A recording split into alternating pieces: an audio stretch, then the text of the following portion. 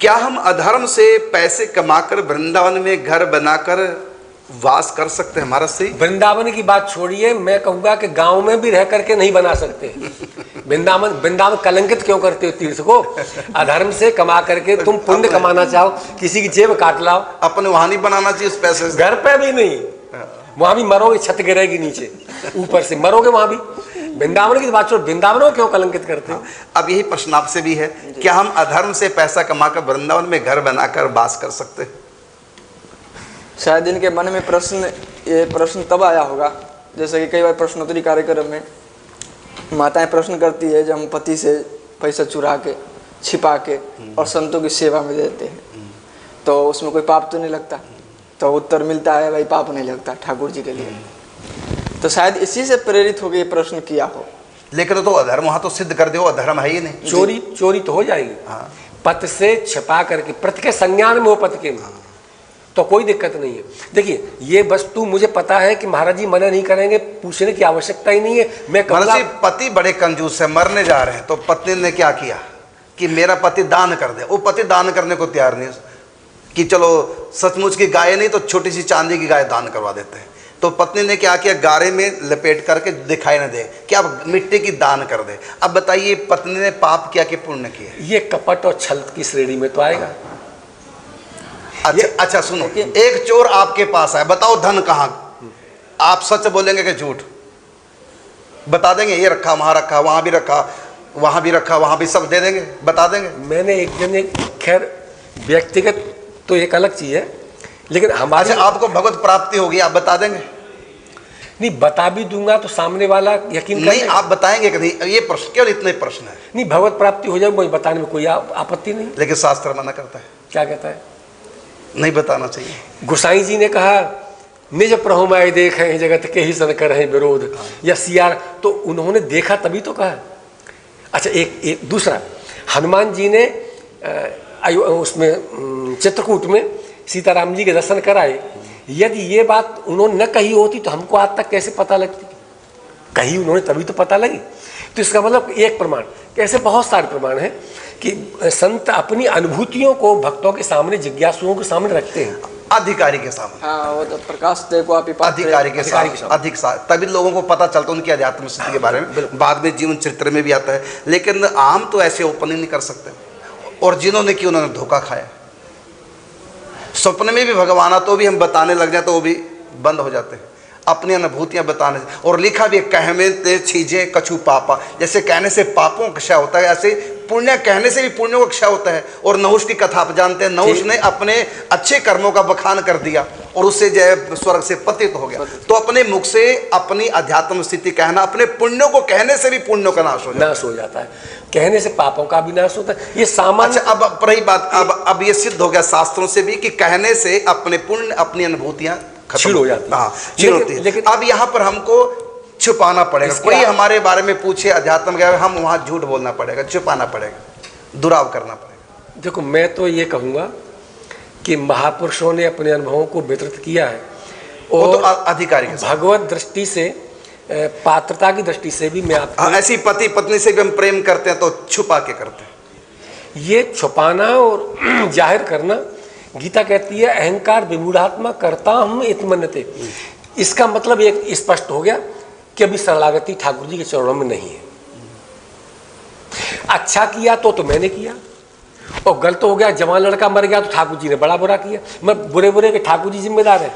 अच्छा एक निवेदन सुनो, मैं बढ़िया करूं तो मैंने किया है। इसका मतलब यह है कि अभी तक हमने संपूर्णतया तन मन धन से ठाकुर जी के चरणों में समर्पण किया ही नहीं है। ये समर्पण कर दिया है तो मैं करता पुण्य और पाप का कहां से रह गया? अभी तक पुण्य का करता हूं कि पुण्य मैंने किया और मेरा पुण्य नष्ट हो जाएगा। तो एक संक्षेप में एक संकेत करूंगा बात का, कि जब ठाकुर जी के पेट में वो कथा सब सर्व विदित है कि लोगों ने कहा कि सब, रुक्मिणी याद कहती थी कि ठाकुर जी आप राधा को बहुत प्यार करते हैं, ये कौन है राधा? बोले कभी मिलेंगी तो बताएंगे। तो ठाकुर जी ने एक दिन नाटक किया, उनको कहाँ बीमारी, तो पेट में दर्द का बहाना किया। नारद जी भी आ गए तो बोले तो यहाँ भी भगवान झूठ बोले। एक मिनट तो, पूरी बात सुन ले, फिर निदान उसका हो जाएगा। तो ठाकुर जी ने कहा कि दर्द हो रहा है पेट में, अब ये उनकी दृष्टि में तो ये लीला भी काल्पनिक है, हम लोगों की दृष्टि में हम लोगों को सिखाने के लिए अवतार होता है। खैर, तो नारद जी ने कहा कि क्या लाऊं, कोई दवा लाऊं? तो बोले हाँ, कोई अपने चरण धो करके मुझे पिला दे तो ये दर्द बंद हो सकता है। अब ये कोई मेडिकल स्टोर की दवा थी नहीं, सब पे थी दवाई, लेकिन सबको अपने अपने स्वर्ग और नरक याद आने लगे। अरे हम अपने पैर धोकर ठाकुर जी को पिलाएंगे, नरक में जाना है क्या? मैं रुक्मिणी तक सब फेल, नारद जी भी फेल। अंतिम में वृंदावन आए और वृंदावन में श्री जी के सामने जब आए तो उन्होंने कहा कहाँ से आ रहे हो? सबसे पहले प्रश्न होता था, मैंने पढ़ा है ग्रंथों में और इस पर बड़ा विस्तार से विवेक किया। ब्रजांगना सबसे पहले पूछती थी कि आप कहाँ से आ रहे हो गुरुदेव? तो उनका होता था द्वारका से आ रहा हूँ। दूसरा प्रश्न तत्काल होता था, ठाकुर ठीक है? अब की बार सुना, पहली बार कि ठीक नहीं है। बोले क्या हुआ? बोले उनके पेट में दर्द है। बोले औषधि नहीं कराई? बोले कराई, लाभ नहीं हुआ। बोले फिर ठाकुर जी से पूछ लेते। बोले उन्होंने बताया। बोले क्या बताया? बोले कोई अपने चरण धो करके। अब तर्क तो आगे भी हो सकता था, लेकिन चरण यहाँ भी हैं, तो उन्होंने सबने अपने रेत में चढ़ छापे और रेत को इकट्ठा करके उनको दे दिया। गए तब तक तो ठीक हो गया, वो लेना नहीं पड़ा। इसका अर्थ क्या हुआ? जिसको अपने पुण्य और पाप, स्वर्ग और नरक याद आ रहे तब तक समर्पण नहीं अभी प्रेमास्पद के लिए। और जब समर्पण हो जाएगा तो ये रहेगा ही नहीं कि हम वैकुंठ मिलेगा। हमारे ठाकुर जी सुखी रहे, उनको सुख मिलना चाहिए, हमें नरक मिले अभी मिल जाए। हर कमाल की व्याख्या में है कि छल करी बल करी बुद्धि करे, महाकृपण को दान। छल कर, बल कर, बुद्धि कर, मत चतुराई से कैसी भी। छल कर, बल कर, बुद्धि कर, महाकृपण को दाम, और संतन के मुख बोइए यही सयानो काम। एक माँ अपनी बेटी को युवा देख करके अपने पति से कुछ कुछ थोड़ा थोड़ा इकट्ठा करती रहती है, जो पति को भी पता नहीं, बताते भी नहीं, और पति से चोरी खरीद भी लेती है, पति को बताती भी नहीं। उसमें कोई दोष नहीं, कोई पाप नहीं। इसको हमारे यहाँ शास्त्रीय भाषा में कहा कोर्चा, थोड़ा थोड़ा बचा करके, कोर्चा आना, थोड़ा थोड़ा बचा के, पति को भी पता नहीं है। और कई बार पति मांग लेता, लेकिन तो बच्चे के लिए इकट्ठा किया, थोड़ा सा मैं कुछ खरीदूंगी दहेज के लिए थोड़ा, तो पति ने अचानक मांग लेते तो झूठ का सहारा लेती है, मैं अपनी पड़ोसन से ले आती हूँ उधार और आप वापस कर देना, होता उनका स्वयं का। तो इसको व्यवहार कहते हैं, कोई छल कपट नहीं। क्योंकि किसी का बुरा करने के लिए और अपना स्वार्थ सीधा करने के लिए जब हम अंधे होकर के छल कपट करते हैं, ये अपराध है। लेकिन परमार्थ से प्रेरित होकर, जैसे बावन भगवान ने छल का आश्रय लिया, बल का भी आश्रय लिया बावन भगवान ने, तो इस प्रकार भगवान ने छल किया, लेकिन छल अपराध नहीं हुआ। क्यों? देवताओं के लिए किया था, परहित।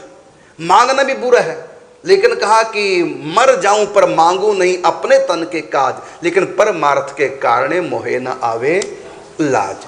तो छल कपट ये अपराध है। मोहे कपट छल छेदना भावा। निजी स्वार्थ के लिए हो तो अपराध हो जाएगा, हाँ, लेकिन बिल्कुल, वही बिल्कुल। परहित और परमार्थ के लिए हो तो अपराध मुक्त हो जाएगा। हाँ, अपराध। इसी प्रकार पत्नी अपने पति से कई बार छल करती है और कई बात नहीं बताती। पत्नी जब लड़की थी उससे कुछ गलती हुई, उसने बता दिया पति को घर नहीं बसेगा। ऐसे लड़के से भी कोई चरित्र में गलती होगी शादी से पहले, अगर अपनी पत्नी को बता दिया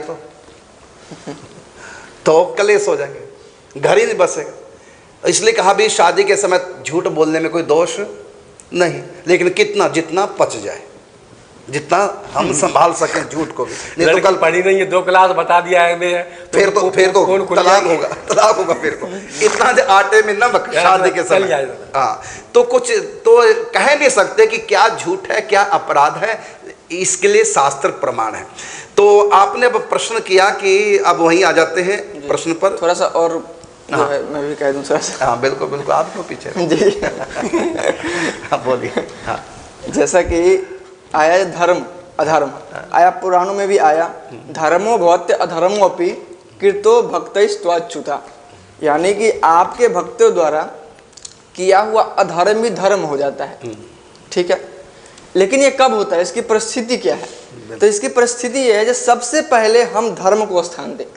जैसा कि भक्तमाल में एक आता है, डाकू का चरित्र आता है, उनका नाम अभी स्मरण नहीं है। हरपाल हुए, हरपाल डाकू जी हैं। हरपाल हुए, घाटम हुए। तो हरपाल डाकू सबको लूटते थे। हरपाल डाकू नहीं थे, लेकिन डाकू पने का काम किया उन्होंने और संतों के लिए। घाटम पहले अपने स्वार्थ में के जी, डाके जी। डालता रहा, जी। फिर संतों के लिए किया। जी। तो हरपाल जी थे, तो उनका चरित्र देखिए, उन्होंने ये चोरी किया, उससे पहले अपनी सारी संपत्ति संतों के नाम कर दिया, सब सेवा में लगा दी। और जब कुछ नहीं रहा और उस सेवा का रस उनको मिल गया, संतों की सेवा का रस मिल गया, उस सेवा के बिना वो रह नहीं सकते थे, उनका प्राण छूट जाता। तब उनको जो भक्ति ने प्रेरित किया, भाई जो कंजूस है, जो भक्ति इकट्ठा कर रहे हो, छल कर बल कर बुद्धि कर महाकृपण को दाम, संतन के मुख बोइए यही सयानो काम। तो तब ऐसी, लेकिन अपने स्वार्थ के नहीं, अपने स्वार्थ के लिए इतना सभी छल कपट कुछ करोगे तो दोष, बहुत बड़ा अपराध है। भगवान ने कहा मोहे कपट छल छिद्र न भाव, लेकिन कपट छल छिद्र ये नहीं है, ये तो दरअसल भक्ति है, इसको कहेंगे जी भक्ति। तो ये भक्ति, तो भक्ति में कितनी बार झूठ बोलना पड़ता है। जैसे संसारी लोग, मैं तुमसे मिलने आई मंदिर जाने के बाद, ऐसे कितनी मातें हैं जो कह के जाते मैं बेटी के पास जा रही हूं, आ जाती यहां पर और सबसे पीछे बैठती है, क्यों, कहीं कैमरा हमारी तरफ ना जाए, क्योंकि चोरी से आई है घर से। ये भक्ति है, तो छुपाव है, लेकिन वो कोई छल कपट नहीं कर रही है। दरअसल ये भक्ति का एक अंग है, ये भी छल कपट भी भक्ति का एक अंग है, जो भक्ति के लिए, परमात्मा के लिए, जिसमें कोई लौकिक स्वार्थ नहीं है। पति की आज्ञा पालन करना धर्म है, लेकिन पति की आज्ञा पालन न करना भी धर्म हो जाता है। पति कहता शराब पी तुमको, मैं मर जाऊंगा लेकिन नहीं पीऊंगी, तो आपने पति की बात नहीं मानी, तो भी आपका धर्म। सीता जी को राम जी कह रहे हैं तुम यही रह जाओ अयोध्या में, हाँ तुम अयोध्या में रह जाओ, पतिव्रता सीता जी, राम जी की बात मानी नहीं। तो पति की बात मानना भी धर्म है और न मानना भी धर्म हो सकता है। देश काल परिस्थिति के अनुसार परिभाषा बदल जाती है, बिल्कुल यही। तो उसमें अंतिम में परिणाम विशुद्ध है, भावना विशुद्ध है, भावना विशुद्ध है, बिल्कुल। अब यहाँ प्रश्न आ जाए इसी पे कि ये जो कहा कि हमें अपने आप नहीं, क्या हम अधर्म से पैसे कमाकर वृंदावन में घर बनाकर बास कर सकते हैं? हाँ, तो देखो, अधर्म से आपने पैसा कमाया, अपराध है, पाप है, इसका दंड भोगना पड़ेगा। लेकिन आपने वृंदावन घर बना के बास किया है, ये आपको भक्ति है, इसमें कोई विघ्न बाधा नहीं है। लेकिन वो जैसे उदाहरण के रूप में आपने 10 रुपए की चोरी की, दंड मिलेगा, पाप है, और 10 रुपए का आपने दान किया है, ये पुण्य है। तो पुण्य से पाप नहीं कटा और पाप से पुण्य नहीं होता। फिर सुन, एक सूत्र है, पुण्य से कभी पाप नहीं कट सकता और पाप से कभी पुण्य नहीं कटता। पाप का अलग फल मिलेगा, पुण्य का अलग फल मिलेगा। जैसे हमने पुण्य किया, स्वर्ग जाएंगे, पुण्य पाप दोनों किए हैं।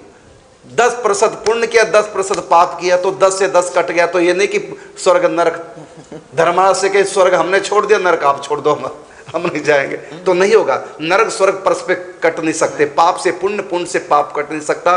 10 रुपए का जो चुराया उसका दंड अलग मिलेगा, और 10 रुपए का उसी व्यक्ति ने दान भी कर दिया, उसका पुण्य अलग है।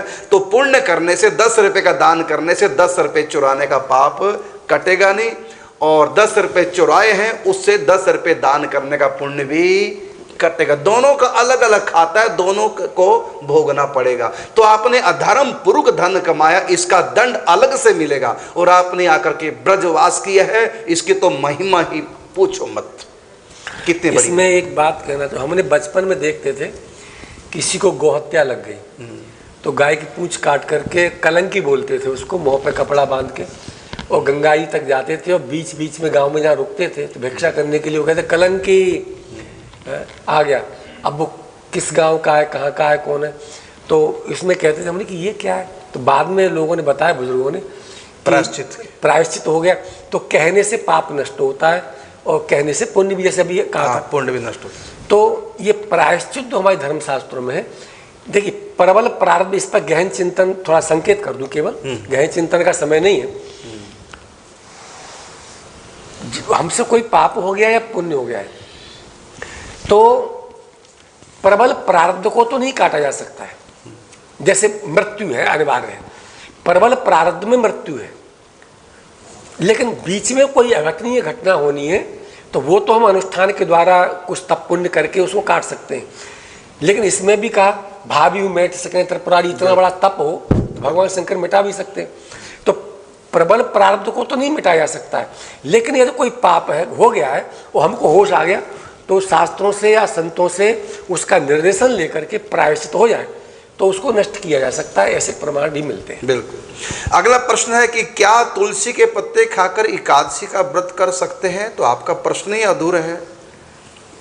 आप जो भी भोग लगाओगे तुलसी दल तो डालोगे, जब आप पाएंगे तो तुलसी दल तो होगा ही होगा। ये प्रश्न नहीं, उनका उद्देश्य ये है, यह तुलसी दल तोड़ करके और मुंह में रखा और जल ले लिया। हाँ, भाई इसके अलावा कुछ नहीं लेना है फिर दिन में। हाँ तो ठीक है, निराहार। देखो आपका निराहार व्रत है, ये भी सुनो, उसमें जल भी नहीं लेना तो निराहार व्रत में। लेकिन जब आप मंत्र का जाप करेंगे तो 3 आचमन तो आपको लेने पड़ेंगे। भले आपका निर्जला व्रत है लेकिन आप 3 आचमन लेंगे, इससे आपका निर्जला व्रत खंडित नहीं होगा। और जल कितना लेना है कि पूरा घूंट भर करके नहीं, जल भी कितना लेना, गिलास भर के नहीं पीना। लिखा कि थैली में जल डालो कि उड़द का दाना उसमें पूरा डूब लेना, उड़द का दाना उसमें पूरा डूबे ना, इतना कम जल लेना चाहिए एक आचमन में। तो आप 3 आचमन कर लेंगे। निराहार व्रत में, निर्जला व्रत में भी आप 3 आचमन कर सकते हैं, क्योंकि बिना आचमन किए मंत्रों का जाप नहीं, मुख शुद्धि होती है। तो 3 आचमन जल के लेने पर भी आपका व्रत खंडित नहीं होगा। माधवाय नमः। इसी प्रकार से आप तुलसी दल ले सकते हैं। आपका निराहार व्रत है, कुछ नहीं खाना, लेकिन ठाकुर जी पे चढ़ावा तुलसी दल आप ले सकते, निराहार है ये।